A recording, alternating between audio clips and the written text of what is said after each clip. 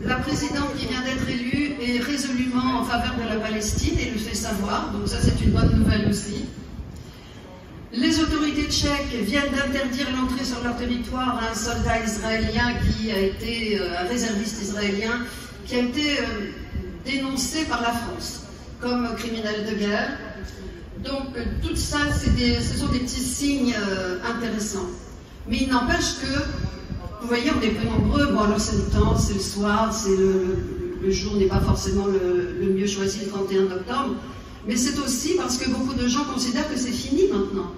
Comme on n'est plus dans le génocide aux yeux de tout le monde, la démobilisation commence à se faire sentir et il faut impérativement qu'on reprenne l'offensive et qu'on soit beaucoup plus nombreux les fois suivantes.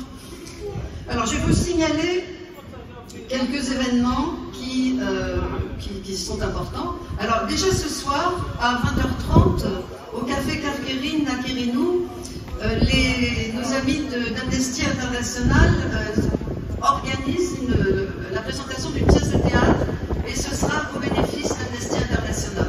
Si vous pouvez vous y rendre, ce sera bien. Le 14 novembre, nous aurons une soirée témoignage avec Antoine, un infirmier brestois qui était sur les bateaux des mines Madeline. Et il va nous raconter ce qu'il a vécu, comment ça s'est passé, etc. Et on pourra évidemment échanger avec lui. Il y a aussi le 29 novembre, qui est la journée internationale de solidarité avec le peuple palestinien, une manifestation nationale qui est organisée à Paris. Et là, il faut qu'on s'organise, il faut qu'on trouve des cars, il faut qu'on sache qui vient, etc. Donc pour tous ceux qui sont sur nos listes de diffusion et pour tous ceux qui ici ont des contacts avec nous, merci de vérifier autour de vous qui est prêt à venir et dans quelles conditions, évidemment. Donc on reviendra vers vous à ce niveau-là, bien entendu.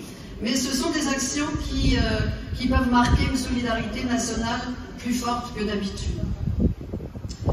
Aujourd'hui, les médias ne parlent plus de la Palestine aux guerres.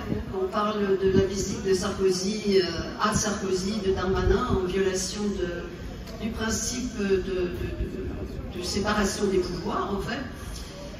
On parle des délires de Trump, ici et là. Mais la Palestine disparaît des radars. À nous de la faire revenir au premier plan. Et pour ça, encore une fois, il faut nous mobiliser davantage. Merci.